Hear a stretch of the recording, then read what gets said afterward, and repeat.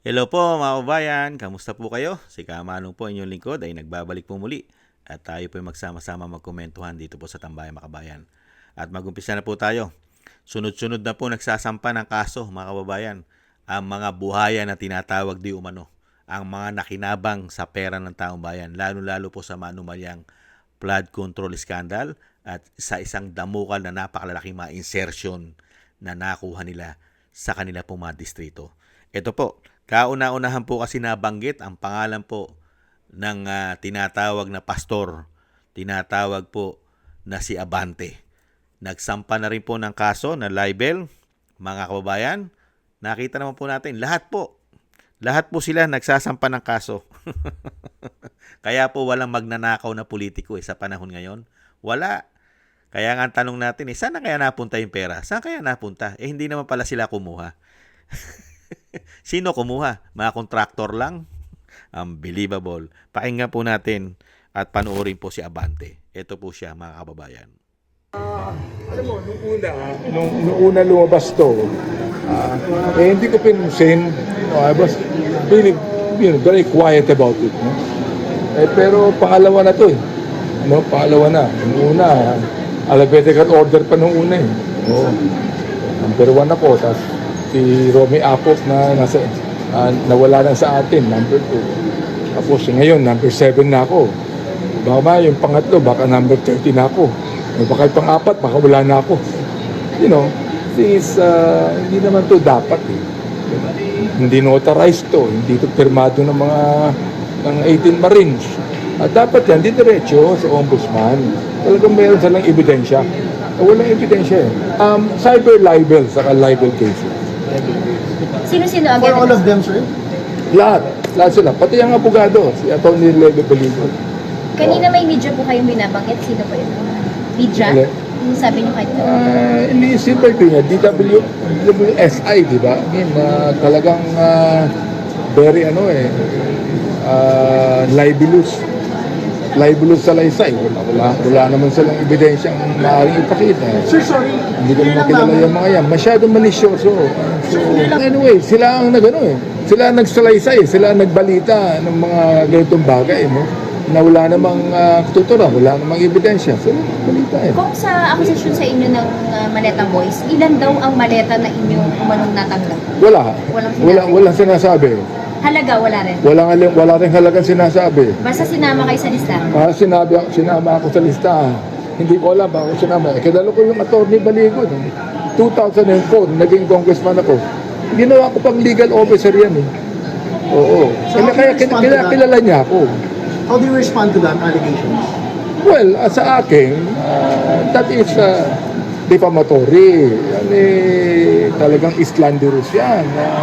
Talagang libelous. Talagang walang katotohanan eh. Dapat yan. Bakit kinakailangan si media unahin?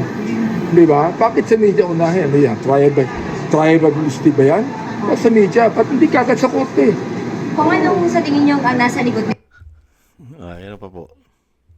anong dahilan? Well, nakita ko naman yung listahan eh. Na ako, leader ako ng Quadcom, di ba? Nakita ko, lahat kaming nasa Quadcom. Kasama.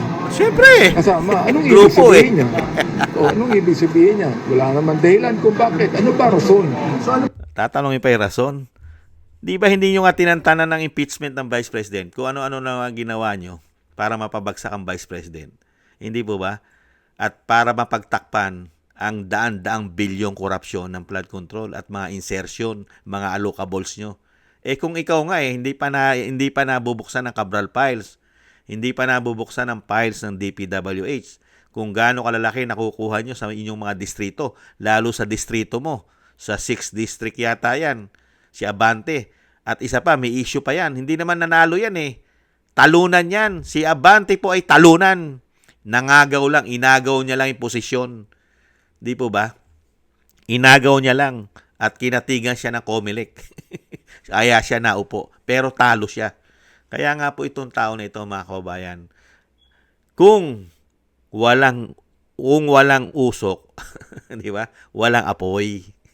May usok eh. Umusok. At nakita po ng taong bayan ang pera nilalagay sa maleta. at dinideliver. At sinabi po ng mga Marines, talagang binibigyan daw po ni Saldico ito pong nagpapabagsak kay Vice President. May budget ang Quadcom sa nagpapabagsak sa Vice President. Di po ba utos yan? Sino po ba nag-uutos kay Saldico? May mga boss pa siya. Naalagaan nyo ang Quadcom dahil pinababagsak ang Vice President. Dahil kung bumagsak ang Vice President, sila makikinabang. At yan naman po ang inaasahan natin mga kababayan.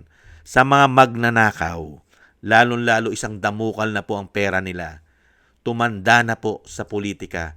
Nagkamal na po ng limpak-limpak na salapi sa ating bansa, sa ating buwis. Ang mga demonyong ito, di umano.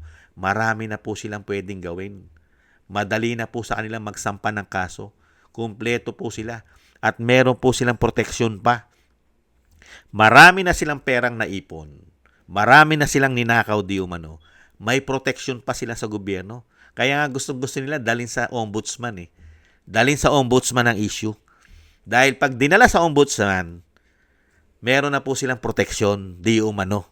Dahil sa ombudsman, nakita naman natin kung paano magtrabaho ombudsman ngayon. Mag-iisang taon na, piling-pili po ang kinakasuhan. Piling-pili. Di umano.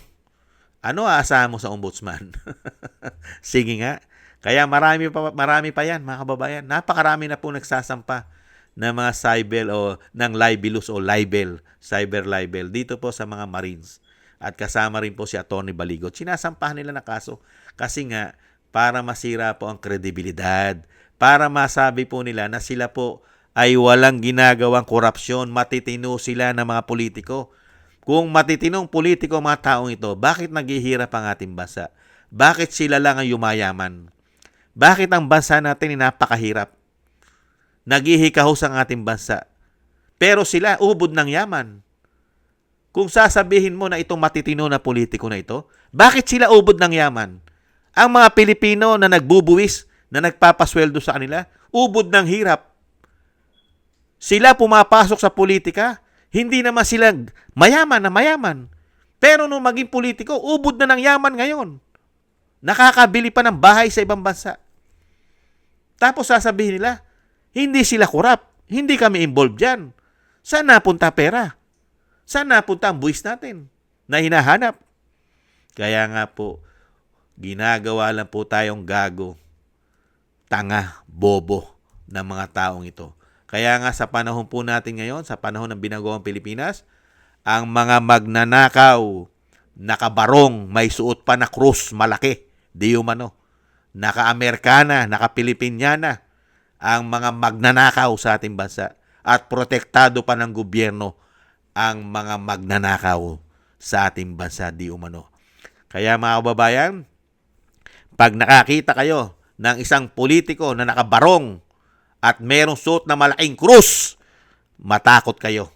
Baka isa itong magnanakaw, di umano, mga kababayan. May panahon naman po. Ang lahat naman po ay may katapusan. May katapusan po ang lahat. Kaya nga po ito pong nagbabanal-banalan po na isang pastor na si Abante, may katapusan din po kayo. May katapusan po ang lahat. Ang lahat po ay may kaparusahan. Kung hindi man kayo maparusahan dito sa lupa, alam nyo po yan, nagbabasa kayo ng Bible. Ang ating kaluluwa ay may kaparusahan. Hindi ba, pastor? Kaya lang po, pagka po ang ginos mo na ay pera, pati ang Biblia, nawawala na sa iyong puso at isip. Pagka ikaw ay naging mapagmahal at sakim na sa pera at kapangyarihan. Hindi po ba? Ipagpapalit mo na ang salita ng Diyos. Hindi kaya? Maraming salamat po mga kabayan sa nakagusto po natin tambayan mga kabayan sa YouTube at TikTok. At ganun din po sa ating mga subscribers at patuloy po nagsusubscribe. Maraming salamat po sa inyo. Thank you po sa inyo. At ganun din po sa mga nagko-comment, share and like. Siyempre po mga tuloy-tuloy po nagsusubscribe. Thank you po. Shoutout po sa inyo lahat. At shoutout din po sa mga nagbibigay po ng tulong at biyaya. Shoutout po sa inyo lahat. Shoutout po kay Eric Kershaw from Canada. Kay Annie Jo. Kay Jem Aris from United Arab Emirates.